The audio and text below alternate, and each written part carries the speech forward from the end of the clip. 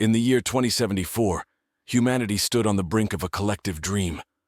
Space exploration on a scale beyond mere probes and manned missions to our moon or neighboring planets. The International Space Coalition had just launched the Odyssey, a spacecraft designed for long-term habitation and destined for the outer reaches of the solar system. Yet before the Odyssey could even clear the asteroid belt, Earth's collective gaze shifted dramatically from ambitious exploration to sudden survival. It began as a streak of light, an anomaly that astronomers first cataloged as a rogue comet. However, as it decelerated upon nearing Earth, it became undeniably clear that this was no mere celestial wanderer. The world watched in a mixture of awe and anxiety as the once presumed comet morphed into a colossal starship, settling into orbit around Earth. This was first contact, and it was nothing like humanity had imagined. The beings from the starship called themselves the Valaxians. They resembled us in form, bipedal, with articulate limbs and pronounced facial features. But their skin shimmered with an iridescent hue that radiated under Earth's sun. Their arrival was peaceful initially. They shared technology that cured diseases, ended famine, and promised a utopia. In exchange, they asked only for a place among us, a new home on Earth. Within a year, their true intentions unraveled. The Valaxians were conquerors, fleeing from a distant cosmic war, looking not to share their home, but to claim ours. The technology they had given us, once seen as miraculous, became chains that bound the planet. Their devices, integrated into every major infrastructure, could be controlled only by them, rendering humanity dependent and subservient. Resistance seemed futile. The Valaxians' control over energy and resources gave them near absolute power. Yet the human spirit, ever resilient, found glimmers of hope. Underground movements began to form, small at first, scattered across the globe, each learning from the other, growing bolder with every small victory against their alien overseers. As these resistance cells grew, so too did their actions. It was during one such act of defiance that humanity's fortunes took a pivotal turn. A group of rebels in what was once known as the American Southwest discovered a downed Valaxian scout ship. Inside, they found something that the Valaxians had kept hidden, the schematics of the alien technology that bound Earth. This discovery fueled a new kind of war, one not just of guerrilla tactics, but of minds and machines. The rebels began to understand the alien tech, to reverse engineer it, to turn the tools of their enslavement into keys of liberation. Slowly, the balance of power began to shift. In the dim light of a subterranean bunker, the leaders of the Earth's resistance gathered. Each face told a story of loss and defiance. The room hummed with a quiet intensity, a shared commitment to reclaim their world.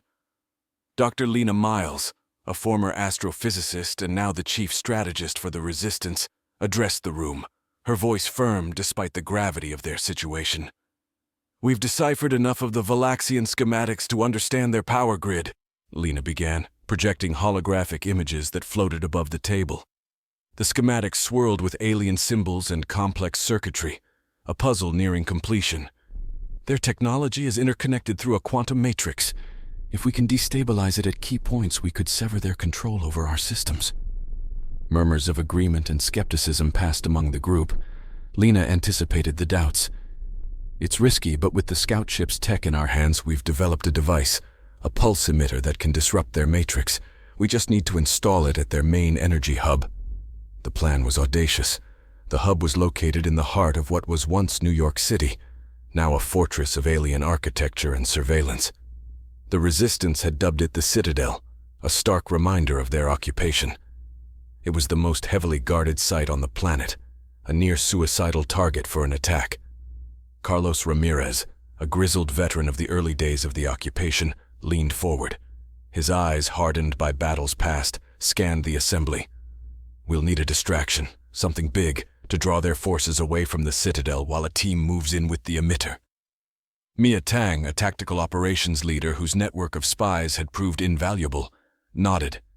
"I think we can arrange that.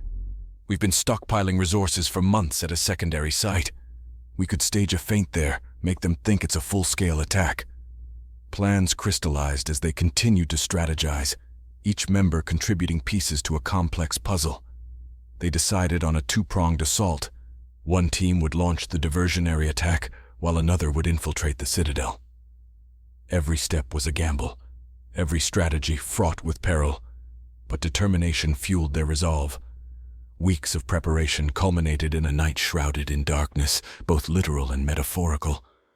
The Resistance's actions this night would determine the fate of their planet. As the diversionary attack commenced, explosions lighting up the night like vengeful stars, the main team made their stealthy approach to the citadel. Lena was with them, carrying the pulse emitter in a reinforced case. Her heart pounded not just with the fear of the looming battle, but with the weight of hope it carried. They navigated through ruined streets, moving from shadow to shadow, avoiding patrols. The city, once vibrant and bustling, now stood silent except for the distant sounds of conflict and chaos. Finally, they reached the citadel. The building towered above them, surfaces gleaming with alien metals, inscrutable symbols etched into its walls. The team's tech specialist, Jonah, worked feverishly to hack the security protocols at an access panel. Time seemed to stretch into eternity until, with a soft click, the panel beeped green, and the door slid open with a hiss. Inside, they encountered the sterile, cold environment of Valaxian design. The corridors were quiet, eerily so, as the main force of the occupiers responded to the assault elsewhere. They made their way to the core, where the energy pulsed like the heart of some great beast. Setting up the pulse emitter, Lena's hands were steady, her focus absolute. "Once this is activated, there's no turning back," she murmured, glancing at her team, each member ready to defend the position to their last breath. With a deep breath, Lena activated the device. A surge of energy rippled through the citadel, a silent scream in the electromagnetic spectrum. Lights flickered, systems whirred and protested, and then, as if a giant had been slain, the towering structure powered down. Outside, the skies, long dominated by alien craft, suddenly grew clearer. The Resistance's communications buzzed with incredulous voices, reporting similar shutdowns worldwide. In that moment, in the aftermath of the Citadel's downfall, the news spread like wildfire. Across oceans and continents, fragmented cells of Resistance fighters received the signal of victory and took it as their cue to rise. The energy hubs, once the source of the Valaxian stranglehold over humanity, lay dormant, their alien tech silent for the first time since their arrival. With the main hub crippled, localized groups began attacking smaller outposts. The Valaxians, though technologically advanced, were not prepared for the ferocity and resilience of a united human front. Their response was scattered and disorganized, their command structure apparently reliant on the centralized control that had just been disrupted. Amidst the chaos, Lena and her team regrouped, planning their next moves. "We need to capitalize on this momentum," she declared in a makeshift command center, now bustling with activity. Maps and screens lit up the room, showing real-time updates of skirmishes around the globe. "We've got them on the back foot, but we can't let up now. Let's focus on liberating key strategic locations. We need to regain control of our infrastructure, our cities," she continued, pointing to the digital map, highlighting areas still under alien control. As the Resistance mobilized, stories of heroism and cunning unfolded. In Paris, a group of young hackers used drones to disable alien surveillance drones, turning the city into a labyrinth too complex for the remaining Valaxian forces to control. In Tokyo, thousands of citizens surrounded a Valaxian garrison, their sheer numbers and willpower forcing the alien troops to surrender. Meanwhile, in a remote part of Russia, a former cosmonaut led a daring assault on a Valaxian weather control station, which had been used to subjugate the local population through manipulated climates. The assault was a success, and for the first time in years, natural weather patterns began to return, a symbolic victory that boosted morale across the Resistance. However, not all was progress and victory. The Valaxians, realizing the tide was turning, became more desperate and dangerous. Reports came in of entire towns wiped out in retaliation, and of alien war machines being deployed with lethal efficiency. Humanity's fight was far from over, and each victory came at a steep cost. In North America, Carlos led a significant operation aimed at reclaiming the West Coast. Utilizing guerrilla tactics learned over years of fighting, his forces ambushed convoy after convoy, slowly but surely taking back territory and resources. "We fight for every inch of soil, every breath of free air," he would often say, his voice gravelly but inspiring. Back at the resistance headquarters, Mia monitored the global situation, coordinating attacks and redistributing resources as needed. Her network had become the lifeline of the resistance, a web of spies and informants that was crucial in predicting and countering Valaxian moves. One evening, as the red sun dipped below the horizon, a coded message cracked the airwaves. It was from an unexpected source, another faction of Valaxians, one opposed to the war with humanity. They offered assistance, technology, and crucially, intelligence on their own kind. This revelation presented a new set of challenges and opportunities. Could they be trusted? What were their true motives? Lena pondered these questions late into the night. The war was evolving, growing more complex with each passing day. Yet the unity and resilience shown by her fellow humans gave her hope. This war, she mused to herself, looking over the reports of battles fought and lives lost, is not just about survival, but about defining who we are and what we stand for.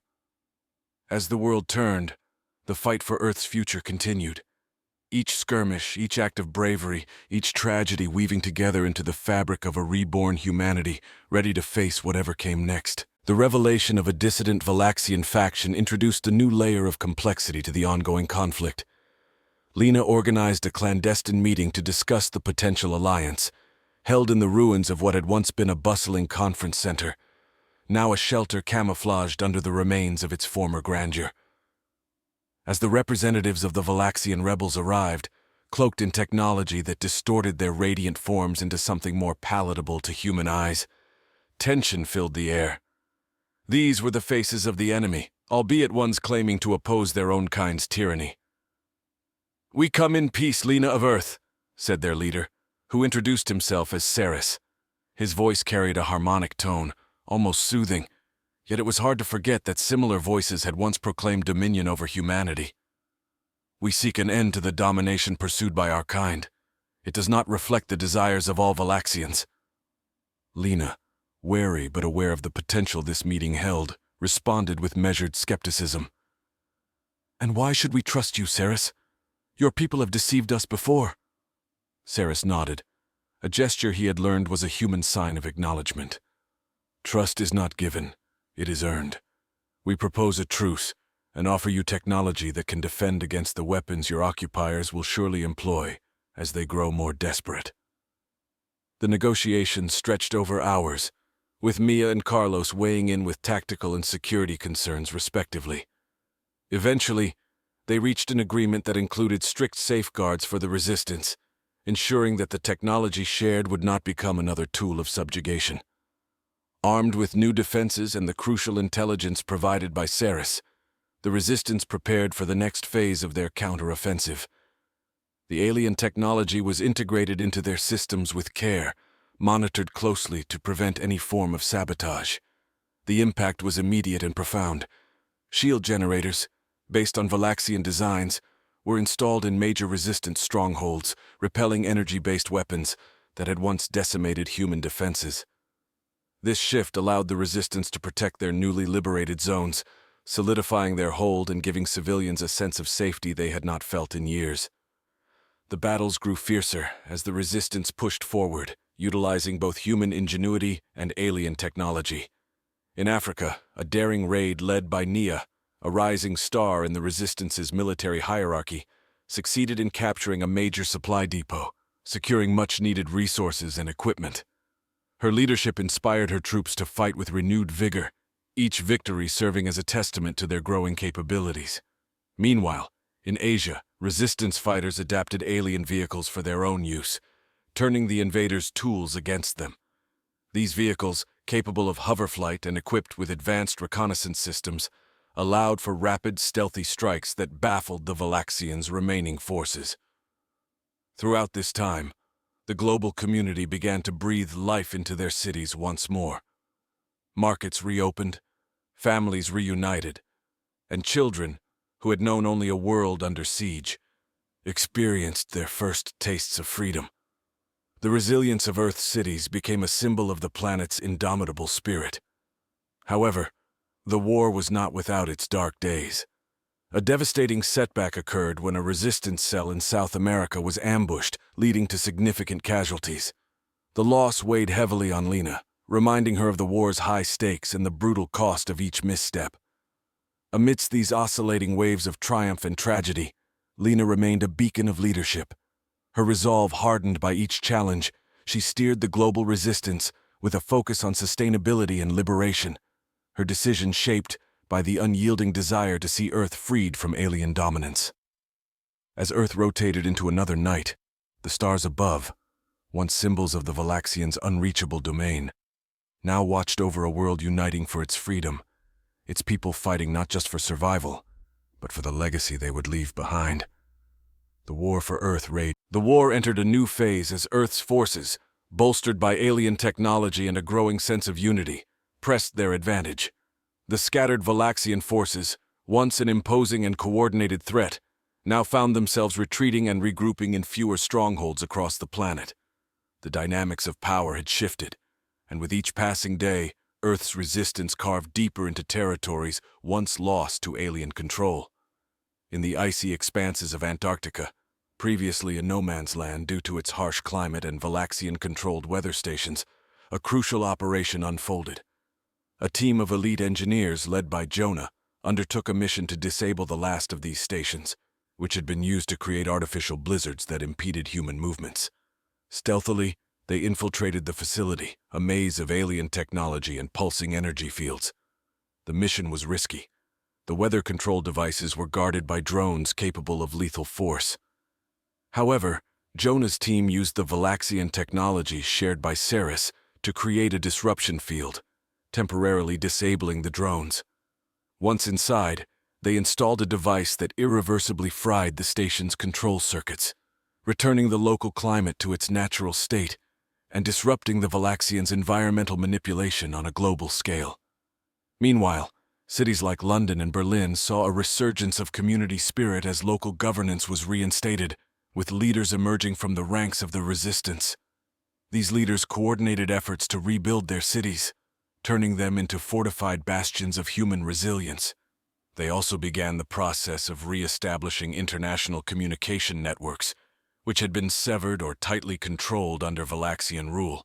This network allowed for quicker coordination and shared intelligence, making Earth's forces more agile and informed than ever before. As the human counteroffensive gained momentum, Ceres's faction proved to be a valuable ally. Their intimate knowledge of Valaxian strategies and technologies allowed Earth's leaders to anticipate and counter enemy moves with unprecedented accuracy.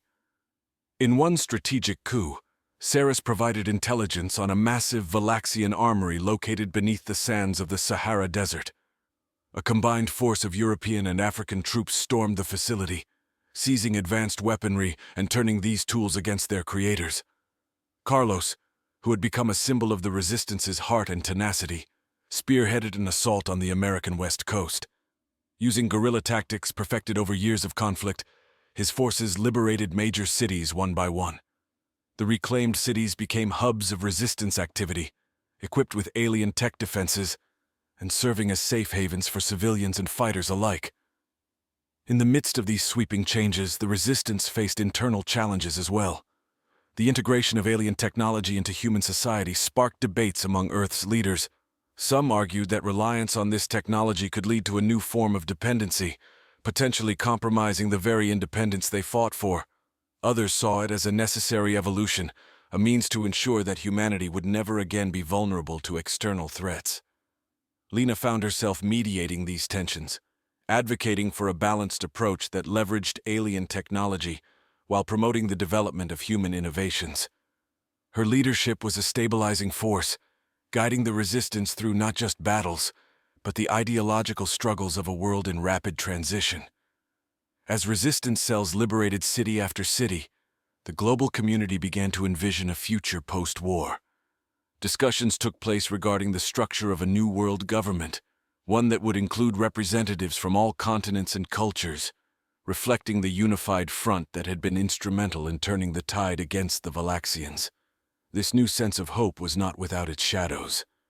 Reports of a Valaxian superweapon, hidden somewhere on Earth and capable of devastating consequences, began to circulate. The Resistance knew that finding and neutralizing this weapon would be critical to securing a lasting peace.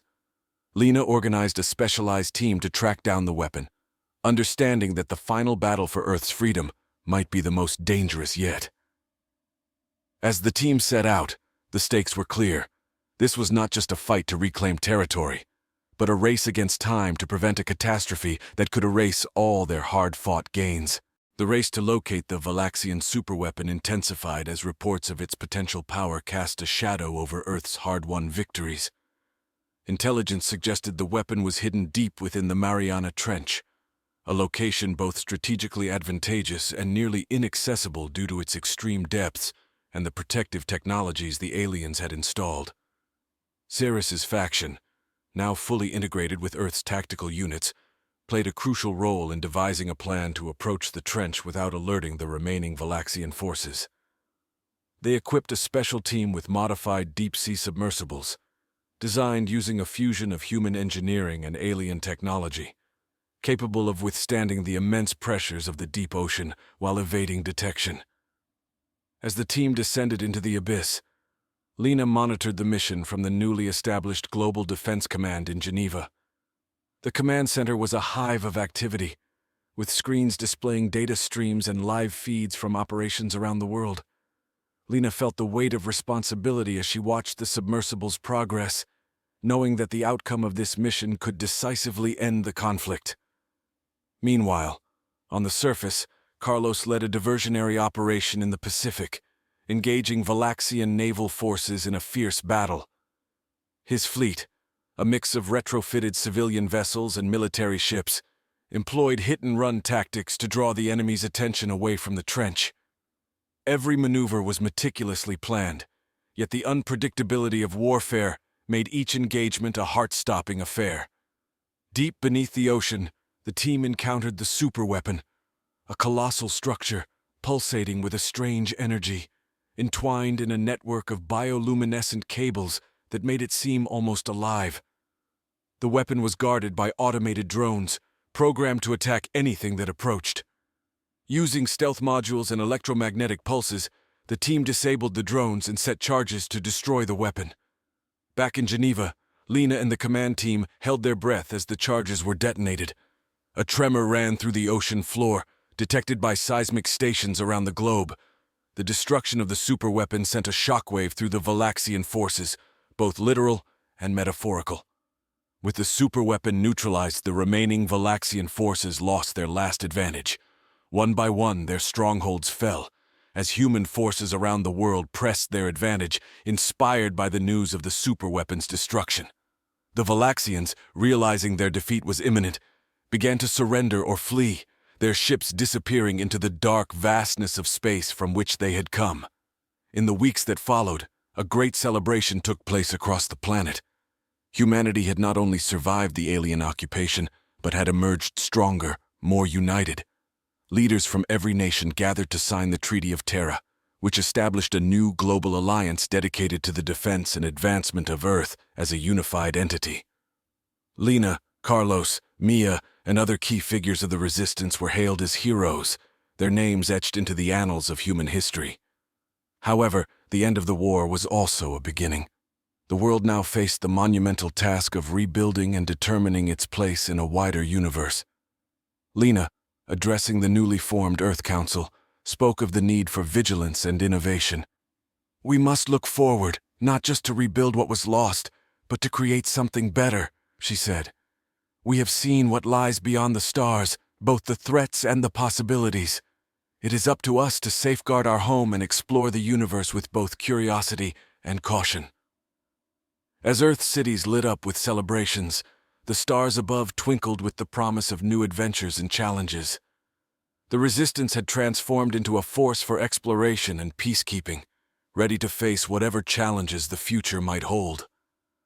The war had ended, But the story of humanity's journey into the cosmos was just beginning. A narrative of resilience, unity, and the unending quest for knowledge.